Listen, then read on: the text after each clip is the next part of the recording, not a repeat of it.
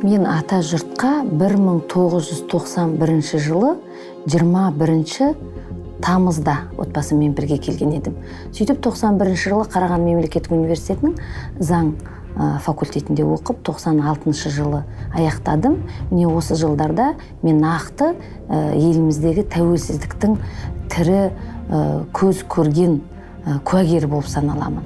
Себебі қанша дегенмен басқа мемлекеттен келгендіктен әр өзгерістерге басқаша көзқараспен қарап отырдым. Тіпті шын мәнінде келетін болсақ, қазақ тілін еркін меңгеріп көрген жоқпын. Ойымды еркін жеткізетін тілім басқа ұлттың тілі болды. Осы тәуелсіздікпен бірге мен өз тілімді игере бастадым. Басымыздан ауыр күн туған бұл пандемия ғой. Сол кезінде менімен бірге жұмыс жасаған азамат араб әмірлігінде тұрып жатты. Мен Facebook парақшасынан қарадым, ол мен шекарамен байланысты кішкене бұзақылығым болған еді.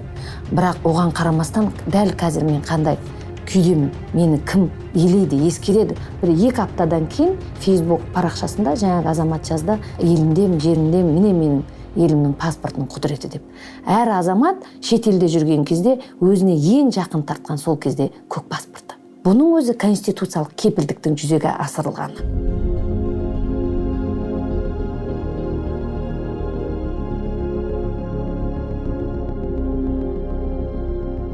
Тәуелсіздік дегенімізді эмоцияға салынып айтылсақ, бұл менің көк байрағым.